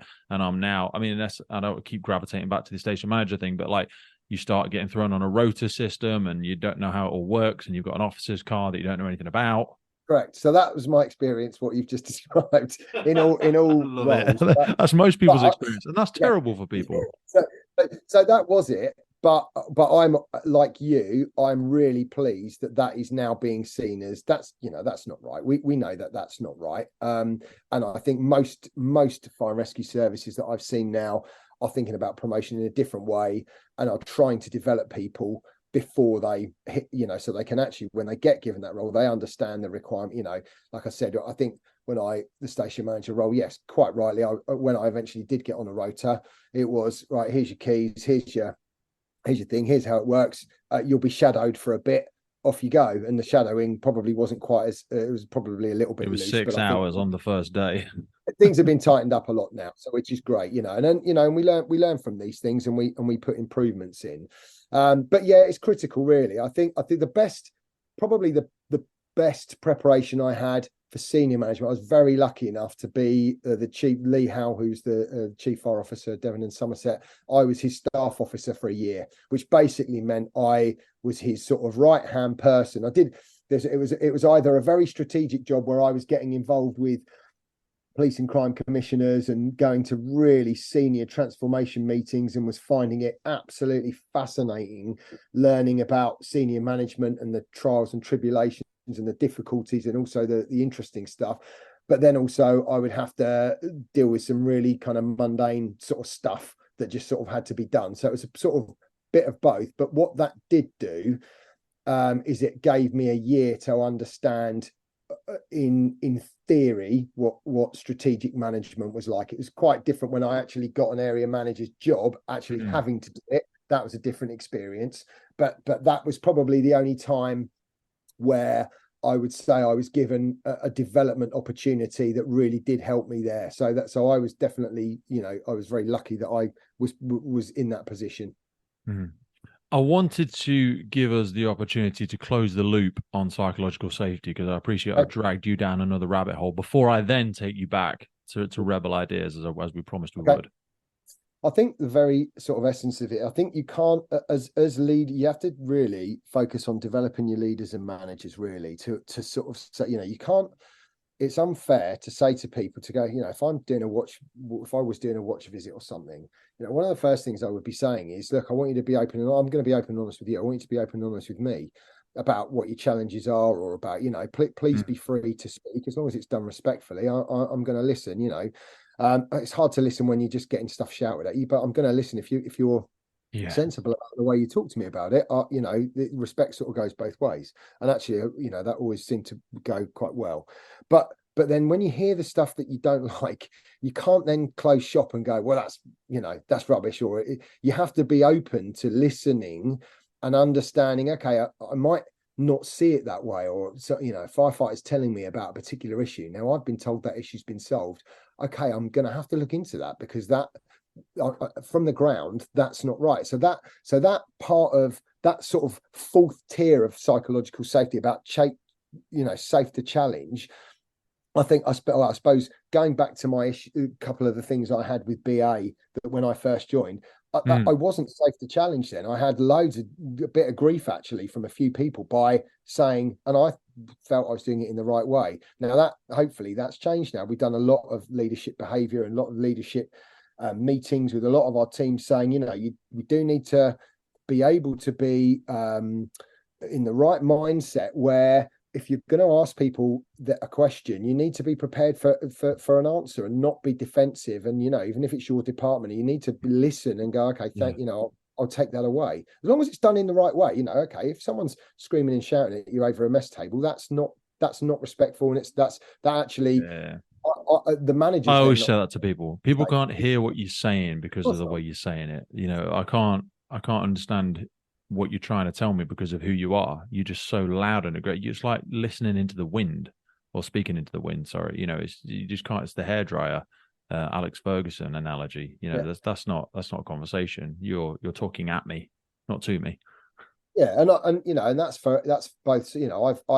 I've been sat on a mess table and had officers and managers just talking down, just talking to me and not listening. So I've been on the receiving end of it, which I think most of us probably, when we've had negative experiences, you always want to make sure when you're in that position, when you're lucky and privileged enough to be in a senior position, you're not going to make the same mistakes that you've seen, and you've learned. That's the whole learning culture. But you've got to learn from others, and I've probably learned more from managers I didn't particularly agree with their management style than ones that were, obviously I've been inspired by many, but I probably it was more ones that I didn't, thought, well, I'm never going to do that. That really didn't work. Or you made me feel psychologically unsafe because I've challenged something, and you've made me feel like my job's at risk or something, So I think probably they're my main sort of takeaways, is that you have to approach this as a whole large cultural change, of which there are many interwoven elements. You can't just do one bit. You can't just have a learning culture without a just culture, for example. You know, when you're going to try and have those conversations and have them in a safe space and get rid of the rank and all that sort of stuff and really have an open and honest and transparent conversation, how have you approached them in the past when you've seen it or you've done it well yourself? Because some people go like, oh yeah, I'll take my shirt off, take my epaulets off. Not as in like going bare chested. I mean, like, take my epaulets off and just come and sit. And some people go, oh, that's BS. I don't fall for that. I know this dickhead. He's not a very nice person. Blah blah blah. He can put his rank markings on the table and go, oh, I'm not on duty now. And some people are like, oh, that's rubbish. I don't. Do you see some services like there's a couple in the middle of the UK. We had Staffordshire's chief fire officer on. Rob Green, is it Rob? Rob? Can't remember. Yeah. A terrible memory. It is Rob, isn't it? Yeah, Rob's a lovely guy. Really love him. Proper fit dude as well. Do you know what I mean? Not as in I find him attractive, although he's a handsome fella. He's just really fit and active guy. I think he used to do Commonwealth or something like that. Anyway, they all just have black T-shirts. So they don't have the rank thing. They just have names on name tags, and that's all they do. Obviously, on the fire ground, they are distinguishable from other firefighters, and they have the same rank structure there. Do you think that works? Do you think it's a useful tool? I know it's one of many tools in the toolbox, and if you are a fantastic conversationalist, you won't need that tool necessarily. How did you go about it? I apologize if I'm asking you to cover the same ground again. So I think so culture's made up of many things. One of them is symbols. One of them are the symbols that you see around, and you could say that rank markings and shirt colors and stuff are part of that. So certainly, I think there could be some barriers there around that. All brigades are different, and I wouldn't want to say what's right and wrong for different brigades. It's what you feel your culture needs. I know Lancashire at the moment. I saw Justin Johnson, their chief, who I really admire. He's saying that they're going to get rid of white shirts and everyone's going to have the same colour shirt. So things like that, I think, can probably help. But again, it's not just that. You have to have authentic leaders. Just so I think going back to your watch visit, and you've had experience perhaps of managers who say, well, no rank markings, but if their behaviour is the same and if they're not authentic, I think it's all to do with authentic leadership. But personally, did understand if I'm going to a fire and rescue, if I'm going to a watch visit and I'm the deputy chief, people know I'm the deputy chief. They know that. Yeah. I certainly. So I less worried too much about what I was wearing. I wouldn't normally go in the full sort of whole shiny dress regalia and everything. Yeah, I probably wouldn't do that, but they know who I am. They know why I'm there. It's about you being an authentic leader. So I would always try and just make sure that I was chatting, introduce myself properly, said hello, shook everyone's hand, looked him in the eye, settled down, relaxed a little bit. Personally, I'd always give a little bit of, just a bit of a chat. And I think I was myself. I don't think that, I think I'm myself when I was speaking to fire authority members, and the same very similar person, although, it's probably my language might have to, don't mean. You lose smaller words. Not because firefighters are stupid. No. More that just because there's no need for verbal masturbation sometimes. I think you can alienate people by using words sometimes. Yeah. I think I just tried to. I always hated management speak. I always hated the sort of David Brent bit, always. So I've never tried to use it. So I think it's just trying to just be honest and open with people, and just so that I can only talk on my personal experience. I loved doing watch and station visits, going and sit with an on-call station and in fact, the bit I really loved was when you'd sit down and everyone would have their arms crossed. And it used to make me smile internally and go, brilliant, right, this is going to be one of those ones where I've got to really engage, and I've got to, I would make it my, inside I'm thinking, right, my job's to either win people round or at least get them to understand why we are doing something. They might not still like me. That's fine. You don't have to like me, but what I would ask is you're respectful and you listen, and we can actually engage on a similar level. I used to enjoy those, and 9 times out of 10, actually, everyone would be chatting and would relax into it. There'd always be something I used to say this, right? Okay, what's going on? Why have you all got your arms crossed? This is just the elephant in the room. This isn't the greatest welcome I've had. You know, bear in mind, I'm a member of staff as you are. Why have you all got your, you know, I just say it in a non-threatening way. Why have you all got your arms crossed? That's really negative body language. What's going on? Come on, talk to me. Is there somebody behind me with a gun that I don't know about? You know, and then someone would normally say something, and then you go, okay, well, actually, no, the reason behind that is blah, blah, blah, blah, blah, blah, blah. And then you can get into it. But I used to be one of the best parts of my job doing watch visits. Because you're finding out really what's going on, but also it's that sort of human connection. You know, I really loved being on a watch and still used to enjoy visiting watches. So you know, I'm not saying all of them were necessarily easy, but I certainly used to enjoy most of them. You get it from straight from the horse's mouth. Sometimes you get it. Not saying that others aren't honest, but sometimes you get the most honest stuff there. Sometimes we'll fumble our way through it because we don't quite know how to say it properly.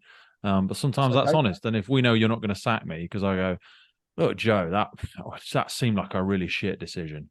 You know, when I heard that, mate, I don't know you very well, and I say with respect, but I thought you were a bit of a dick when I saw that in the article, when I saw that in the thing. You know, so and so is good. I've got a lot of time for so and so, and the way I've heard you treated them wasn't very good.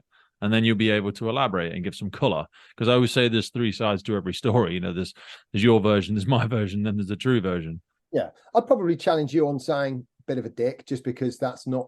I go, well, steady. Yeah, let's use appropriate language. But yeah, come on. But at the same time, I'd be comfortable to say that's absolutely fine to say that you want to know more about that decision or you don't agree with it. Absolutely, that's all part of being safe to challenge. Yeah, that's no problem. No, what you know. So I think that's, you know, part and parcel of it. Normally on a watch or station visit, normally the first 10 minutes is sort of letting people talk and get their stuff out, you know, let them vent a bit, and then make notes and then go back in and get into the detail. You know, what do you want to talk about, rather than me waffling to you for half an hour about something you don't know anything about, you're not interested in.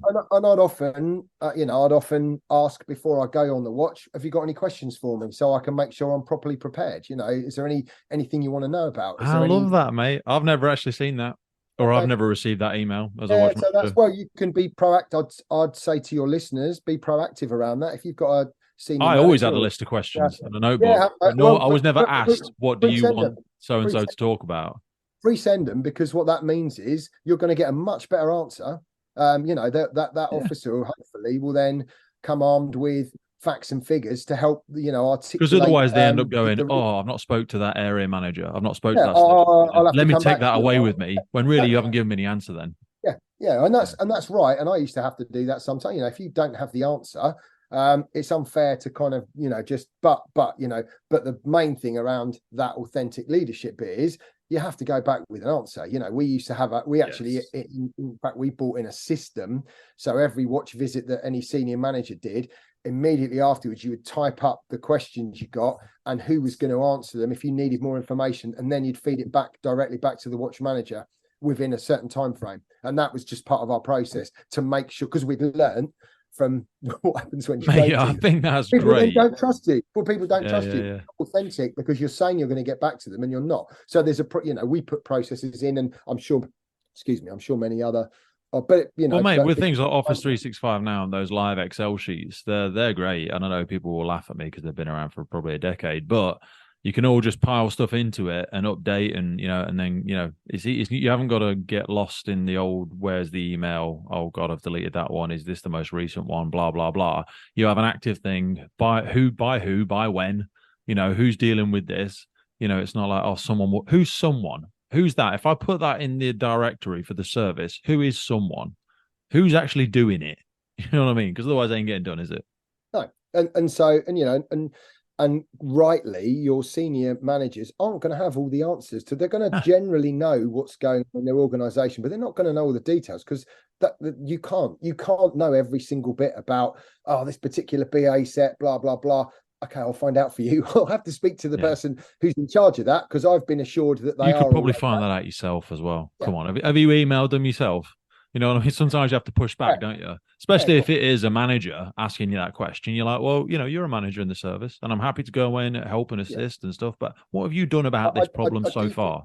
Yes, I would agree with you. I do think sometimes we have had a tendency to spoon feed a little bit. And I think, you know, interesting, you talked earlier about people coming in from other organisations. I think you don't see that as much perhaps in the private sector, where people are perhaps a bit more proactive around that sort of finding that. Circle us back to rebel ideas and inclusion, because I promise I don't want to leave our listeners waiting to see if that bit we come back to. So I'd say Black Box Thinking, really good book. We talked about that, but I think Rebel Ideas is the best book I've read, and I've used this on many of those watch visits. I've used this many times normally I just need a board and a pen to demonstrate a particular model that Matthew Side uses. And those who don't know Matthew Side, look him up, but basically he's an ex-Olympian table tennis player who's now a psychologist and has many writes for the Times and various other things. But the way in which he describes inclusion, and he always uses really, really clear examples around learning, and basically, if you're all thinking the same and doing the same, you're never really going to change very well, or not. You're not going to have the right ideas. And the example he gives is the World Trade Center. That part of the reason that the World Trade Center, the planes hit the 9/11 attacks, and that they hadn't predicted it, was because all of the people that were in the particular team that were looking at that threat were all very similar. They were all white male, and they'd all were either at Harvard or Princeton. They'd been educated. So all their life experiences, although different, I'm not saying everybody had exactly the same life experiences, they were all quite similar. So they had all been, they were all from white middle-class families who had all been educated, and all were at very prestigious American universities. So guess what? There was no one in the team who was Muslim, no one who understood about, no one female, no one from various other backgrounds who might have had an opportunity to perhaps influence or predict some of those things that were happening. So if you can imagine, so how Matthew Side describes sort of why inclusion is important, and why having different people making decisions or part of that decision-making process and thought process in any organization is important, is if you can imagine a big box, a big square, and that's all your problems that you've got in your fire and rescue service at the moment. So now I'm going to draw a circle in the bottom left-hand corner, little circle. That's me, a white male, been in the fire service all my life. That's all my life experience. So my problem-solving capability for this big bit, what I'm bringing to the table, is in that circle. Let's take you now, Pete. Different backgrounds, different upbringings, but you're still a white male. You've had white male privilege. Your circle's going to overlap mine a bit, and will be slightly different because you've got. But basically, unless there's something really different, you're going to have a similar sort of problem-solving capability to me because you've had a similar background. Yeah. And if you look at the UK Fire and Rescue Service, it's probably still around 94-95% white male, probably. So most of our circles are going to be overlapping in that bottom left corner. Okay. If we bring a woman now into that problem, her circle is going to overlap ours slightly, but it's going to be different because her life experiences are going to be completely different to mine and yours. Totally different. So they will open up different thought processes around that. If we bring someone in from another country, I don't know, someone who's Japanese, Chinese, culturally they've been brought up differently. Their circle's it's barely going to touch ours because they've had something different.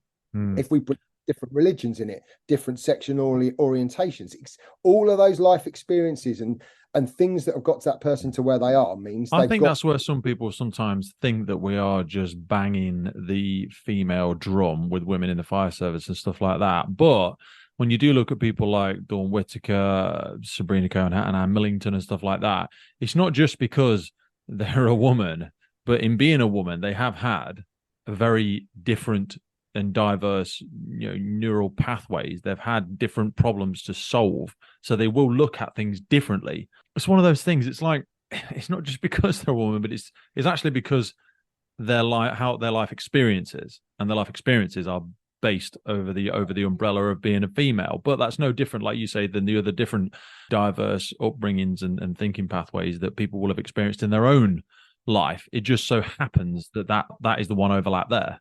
Yeah, so you want people who are not the same as me. I don't want an echo chamber if I'm trying to solve a really complex problem. I'm not going to solve the problem. Not really.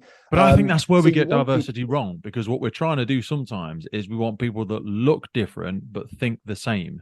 is what some people's interpretation of diversity is. They focus on race and religion and the color of your skin, and they're just trying to find people sometimes, and this is the pessimist but also slightly the realist inside me. Sometimes when I see things, I'm like, you don't really want people that think differently, because I'm a freak from the middle of nowhere who starts a podcast that will get him sacked one day, thinks very differently. And I think that's been one of my biggest challenges in developing myself in the fire and rescue service.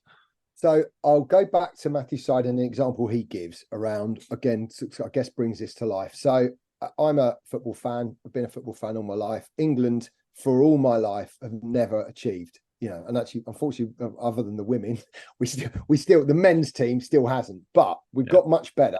And actually, we're now in final semi, we're really definitely challenging. Now, about 10 years ago, Matthew Side was involved with working with the England team, who are basically saying, this isn't working. We are not achieving. We're not, there's something absolutely wrong with the whole structural setup of England. So what Matthew Side was brought in as a consultant, and he said, right, you need different people. You need someone from industry. You need someone from, various, you needed him for a start, who plays table tennis.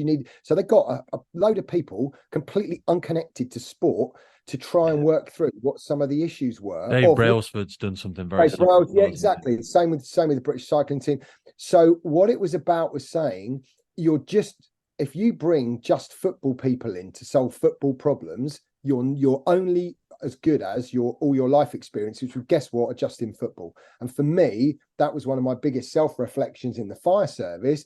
I've only ever worked in the fire service. I don't know what good looks like anywhere else. So I've got to speak to other people and bring them into that influencing sort of sphere to say, right, what does good look like? So we many people now have set up, many services have now got staff networks for different people. So we've had one for LGBTQ plus, had them BAME, all of them, women's groups, etc. But myself and the chick, we used to meet with them they had our own private number, so for any issues they could always ring us, but also we'd meet with them at least quarterly to actually just to listen and to get in. So, and we'd sometimes come to them and go, we're thinking about doing this, what do you think? And often it would be, oh, well, no, you need to consider this, or you need to consider this. So I think sometimes at the fire and rescue service, a bit like the Truman Show. Do you remember the Truman Show? Yeah, I love Truman the Show. Jim Carrey film. Because sometimes we're so far inside our own cult and our own unconscious bias that we don't even realize it exists anymore, because the boundary is so far away from where we are. We're so far in it, we don't realize we're even in it. Yeah, I'm really encouraged by the NFCC's cultural plan, which is bringing in people. I really rate Mark Harding. I really like that they're now bringing in people from across various different sectors to help. That's what is really needed now. Because what we don't realize is we're running multi-million-pound organizations. Huge. And people will think very coldly about that statement that I've just made. And that's not to say that it needs to all be about the metric, and we should do things that actually we know make a difference, but it's hard to measure, because sometimes not everything that is measurable needs doing, and not everything that needs doing is measurable, or whatever the quote goes. It's something like that. But we do need to recognize that we need those skill sets. And this probably brings us on to the direct entry aspect. In fact, before we go there, just to close the loop on that. So that's Rebel Ideas, the power of diverse thinking. That's a Matthew Syed book. Again, of course, I'm going to suggest people do the audio because that's how I like it. And I would say about the audio, he actually reads it himself. And he reads it himself with Black Box Thinking as well. And they're both great books. We will put the link for that in the notes as well. But is this a good place to step over to the aspect of direct entry and the value of that? Yeah, absolutely. Have you got a question, or do you want me to just talk about it? Well, I mean, direct entry in itself. So several things here. So the aspect of bringing people in at station manager and going upwards, do we think that's the right place to put them? The challenges and pushbacks that some of them may experience, and perhaps you could relate to that in transferring from one service to another, and people going, that's not how we do it, because I'm sure people coming in, I think, in fact, I've already had, because they ran the first day for the direct entry people. The NFCC, I think, ran it at the college a few months ago for the people that have got through the first rounds. So I know we've had emails and messages from quite a few people that have said they're through this process and they've listened to the podcast because they're trying to get some sector knowledge and blah, blah, blah. So I'd be remiss if we didn't speak to them as well and say some of the challenges they're likely going to come into, because I'm sure they're very excited, but I'm sure they're not oblivious to the fact that they will get some pushback, and you've had some pushback moving from service to service. So that's one aspect. Another aspect is just to champion the value they're going to add, and then to speak to the people within our services who are perhaps concerned greatly about the fact these people are coming in, they're going to be in charge of incidents, and they're going to get someone killed. Yeah, lots to unbox there, but I think so. I think you're kind of talking about the sort of culture eat strategy for breakfast, really, where you've got a great strategy, but is it actually going to work in practice? And I think those people who absolutely admire that, I think it's the right thing to do. I think something that I had liked to would have wanted to have done more in my career would have been to be seconded into other organisations to learn. No, not doing a lot of it anymore, though, are we? It's great. No, it's so hot at the moment. Resource heavy. It's someone's got to do your job while you're not there. Yeah, it's a hard thing to do. I think it shouldn't be a luxury, but I think it is. But that's okay. So I'm just reflecting back on. I think I'd have really got a lot out of that, because I believe everyone would. I agree. Yeah. When I did something different and had the experience somewhere else, the stuff I'd learn and want to bring back was all, I was like an excited Labrador, so I think that there's that bit that is definitely missing. So I think this is one of the direct entry stuff's a great way of bringing different life experiences, rather than and I'm putting myself in this box, rather than people who have been career firefighters, because we're very, I would say the ops stuff we, rightly should be absolutely up on, but perhaps there are gaps.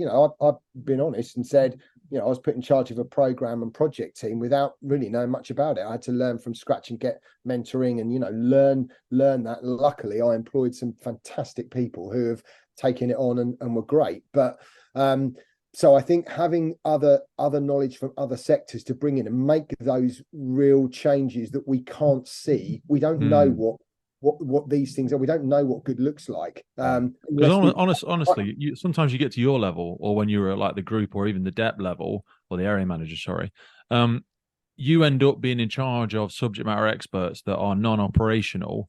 But a lot of the people that are in charge of them, like yourself in that place, were traditionally operational people. And the Green Book staff tend to support the Grey Book staff. And I can only imagine, and I've spoke to a lot of them, had a lot of them on the podcast, some of the Green Book staff are banging their heads against a wall when they're screaming into the void of someone who is operationally focused and cannot understand what that person is trying to get across and the importance of it. Yeah, so I've had this conversation with a few Green Book staff myself when they've said, but why, I've always allowed people to open this, why are you the director of people? Why haven't we got a director of people who's been through all of the HR qualifications and blah, blah, blah. And unfortunately, the answer is because you have to have, under the Civil Contingencies Act, we have to have a rota of senior officers that at any time can go to an SCG, TCG and have those operational requirements. We don't, most FRSs, in fact, very few FRSs have the luxury to be able to have senior ranks who can do the operational bit. You've got to be massive metropolitan, haven't you? I mean, we just had a guy called Apollo from London Fire Brigade. He's the head of their data. Really knowledgeable, fascinating guy. But he's got like 15 people in his team. Now, you're never going to get that in any other service because they just ain't big enough. Well, you can't afford it. So, unfortunately, what that means is senior managers who are fire service based and are operational based you have to run teams who are Green Book and you don't know much about. But that's why I go back to that. You have to be more of a conductor and trust and create the right environment for those people to thrive and to be able to get you on board as quickly as possible. And you've got to get comfortable with the fact that you haven't got the answer. Yes, you have. Yeah, they've got the answer. Yeah. And that's where a lot of when you first get that sort of area manager, group manager, area manager job is where it feels like you've been hit over the head because of the amount of stuff you've got to learn very, very, very quickly. But going back to the sort of direct entry bit, that I think we are culturally, I do think those people are going to have challenges. I think they probably understand that, because they haven't been through the same process that others have. And there is some organisational risk from an incident bit there. I think we're looking at, the various inquiries that have come out, Grenfell, Manchester Arena, and there'll be others. Operational competence is huge. The business that I've now built is all around helping senior managers maintain their operational competence because of part of that massive risk. Are you going to be able to do any help? I know I'm getting into perhaps a personal, professional conversation there, and feel free, we can edit this out. Would you be interested in supporting some of that direct entry stuff? Because they will need. So at the moment, they've got a whole accelerated growth plan in place already, but they will need some subject matter experts, either as mentors, coaches, instructors. There's a big development pathway for these people. I think it's critical, and of course, I'd be very, very, very happy to get involved in any way. I think the station manager area is probably going to be quite, there's a lot to learn there, and I think anyone they'll get the biggest pushback as well, because they'll be managing people who look at them with distrust sometimes, which is really a shame. And I'm just saying the honest truth, because there are some very old school thinking, romantic firefighters, traditionalists, purists, who just don't have the cultural maturity and emotional intelligence in maybe even some of these bigger metropolitan services, the way some of them might get treated. I'm worried for them. I hope that they've got all the right support structures in place, and they are, they're working together. And I'm not involved, because it'll be a failure of all of us if they aren't.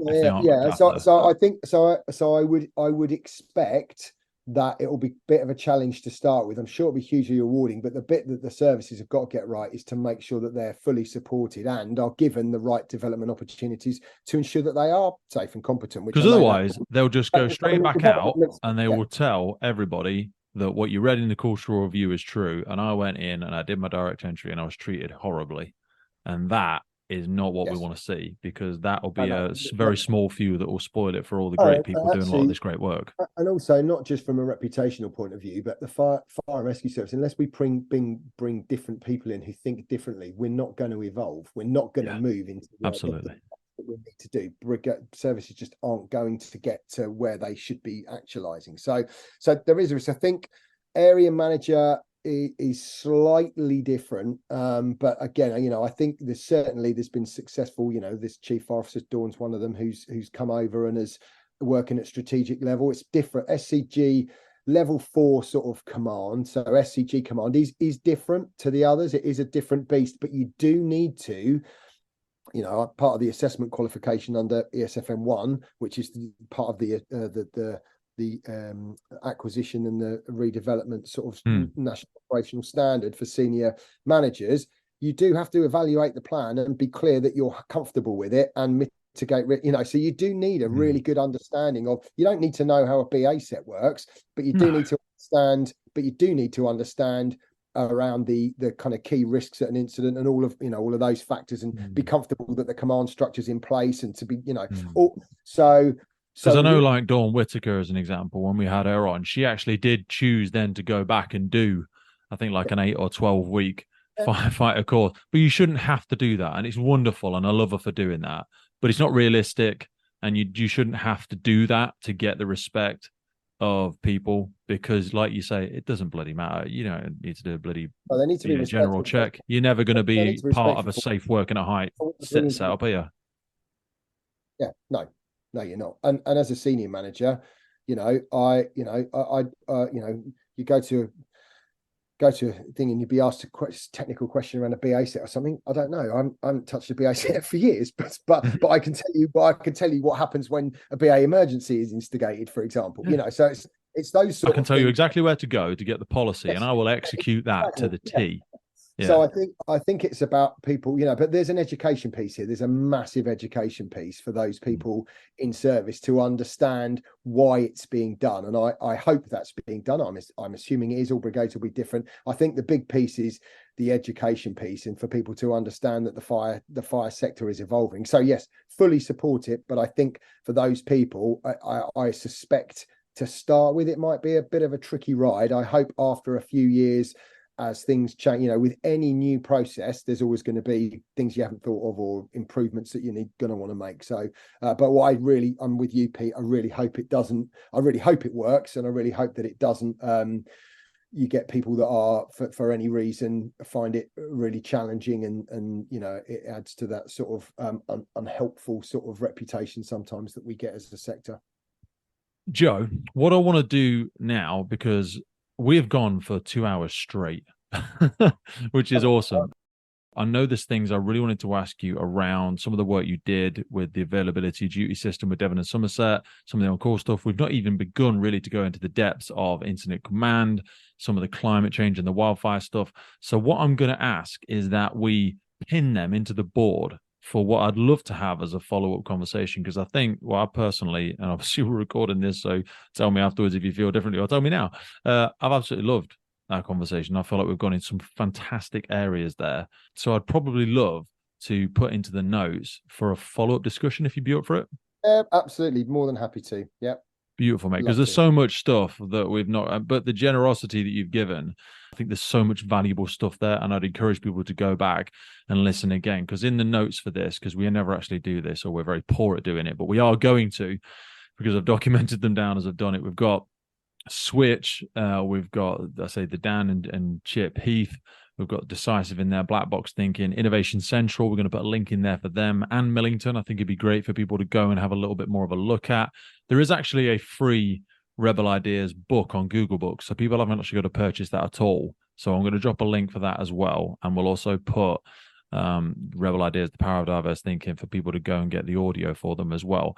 Are there any closing points in relation to the things we've discussed today that you would love to leave with our listener to marinate in their mind, or any asks or requests or directions? And of course, we'll encourage people to head over and check out joehassellcommand.co.uk, and we'll link that in the notes as well for people that wish to contact you yourself. But is there anything you'd love to leave the listener with before we wrap it up? I suppose if I can speak to your individual listeners, those who are still involved in the fire service, those who are probably on watches and on call stations and others, I think just going back to that inclusion piece, I think everybody has that. I think if you really want change in the fire and rescue service, it has to be done on an individual level. We can do these I've talked a lot today about change processes and various things that have helped me sort of navigate that change. But actually, it all boils down to individuals on stations and watches being responsible themselves and challenging the status quo, and actually driving that improvement themselves. It's all very well your organisation trying to do it, but actually the real power, I'll give you the one quick example. Watch manager, real, lovely guy in Plymouth, one of our watch managers' daughter challenged him on white privilege, and he got really defensive about it. She was doing her degree on it and was very defensive about it, and then he just listened to her, and after about them talking it through for about 3 hours, he realized that he completely understood what white privilege meant, and actually what that had meant that others don't have that. And on the back of that, him and his daughter started doing presentations. They asked us first, they gave the presented to the senior management team. We went, fantastic, brilliant, it's made me think about things differently, and all of us. And so they started, him and his daughter, going to watches and just having those conversations, because something had changed in him that he thought, I can influence something here. So I suppose what I'm saying is anyone listening to this can influence change positively if it's something that you're passionate about. So I think I'll probably leave it there. The Firefighters podcast was created to recognize, acknowledge, inspire, and hopefully even motivate these incredible individuals who have chosen to be part of the first responder community. Our driving purpose is to create a legacy resource for the current and future generations of firefighters and first responders. We get some incredible feedback from listeners and guests, and as the podcast grows, our desire to create longevity and sustainability means we are asking for the support of our listeners. If you want to support the podcast, if you want to get discounts to our merchandise, hoodies, clothing, coins, patches, tallies, tallies, and also access to all of the incredible documents get shared with us from our podcast guests and sector leaders. And please head over to our Patreon page, and for just £3 a month, you can support the future of the podcast. Please finally hit that follow, subscribe, or rate button on the platform you're listening. And wherever you're in the world, please support your emergency services responders. And thank you for listening.